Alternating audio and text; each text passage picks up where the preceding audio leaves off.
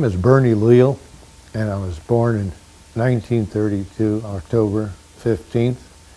Born in Niles, in a maternity home called the Francis Maternity Home. And basically I lived in the area all my life. Lived there in about a mile and a half from the church in Mission San Jose on Mission Boulevard. And as a child I went to Irvington Grammar School, graduated in Washington High in 1951. And my grandparents came from the Azore Islands in Portugal, came over here in around 1887. Bought a little ranch in Mission San Jose, and it's kind of interesting that we still live there on the same ranch. And at that time, the home that he had up there, which I think I have a picture of that, in the 1940s lived up there in this, in the older place with no electricity, and it was interesting life because you had kerosene lights and kerosene, a little kerosene stove and a wood stove. And it was so interesting now when you look back, when you go from one room of the house to another room, you had to light your kerosene light and go into that room, you know. And that's what they used to say, the old timers, when the sun goes down to go to bed. I could see why, because golly, you couldn't see much with a kerosene light. And another story I think was kind of interesting about my grandmother, and my grandmother would have a little sulky team where she would go to church on Sunday mornings. And then coming back home, when she'd get home, my grandfather would say, "How come this horse is all so lathered up and sweaty?" She said, "Oh, he just acts up when he's coming home, he just acts up." And it wasn't until years later, I don't even think my grandfather knew, but she told me the story, that we had a real fast horse, and which she would wait for some of these guys after church, and they would race their horses. But they farmed peas and potatoes on the foothills up there, and then down below we had an apricot orchard. We had a prune orchard, and my grandfather and grandmother had one child, and his name was Joseph Leal.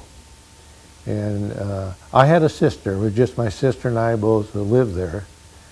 And we had an interesting life when we were young. Another thing I remember about going to school when I was at Washington High School, the last 3 years of going to Washington High School, I would have to leave 2 weeks early. And that was because I had to go bale hay for the Tellses, Joe Tells. And we would start baling at 5 o'clock. First meal was at 5. We have 5 meals a day in the hay press. We'd bale from sun up to sundown. And sometimes we'd sleep right out on the ranch where we're baling hay.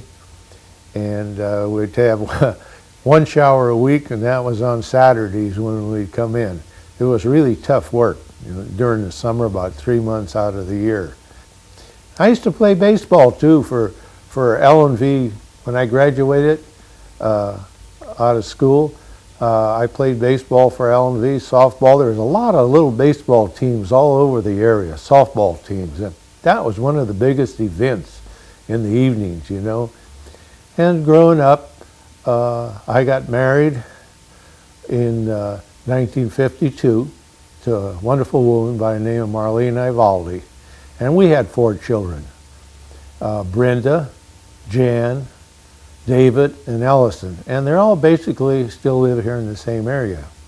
I worked for Leslie Salt for 37 years. Very nice company to work for, and the company was bought out by Cargill. And when I retired, we moved back to the ranch that my grandfather had bought in 1887. And I have a vineyard there that I make my own wine, and the vineyard is in the same place that he had a vineyard over 100 years ago. And we still raise some cattle, and we just have a wonderful time there. Another kind of interesting thing too, I thought my dad in the 1920s, my dad worked for the county a little bit, and where there's Highway 680 now from Mission San Jose, where McDonald's is, he would grade that road all the way over to almost Livermore. where it's Ruby Hills now, that was gravel road.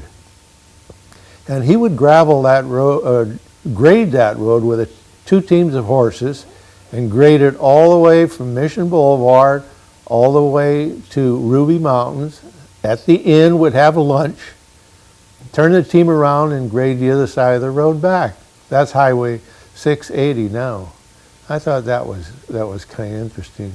Another thing I think was interesting, my great-grandmother, she worked for the Gallegos family. She was the head seamstress for the Gallegos family, and that's where the winery is on Osgood Road. There's still some of the brickwork there. And in fact, I got a picture of the old winery, and if you kind of look at the picture, you'll notice on the top of the building there's a big round severe dome made out of wood. And my grandfather worked there at the winery. And in 1906, when the earthquake hit, that shook the building and all that, most of that came down, and the owner there gave that round severe wood to my grandfather, and I still have it at home. I think it's kind of neat. It's interesting. You look at it and all the history that goes with it. I found it quite interesting. So we have no plans on leaving Fremont, and we're going to still stay at the ranch. My kids all come over and help me in the vineyard and help me with the cattle.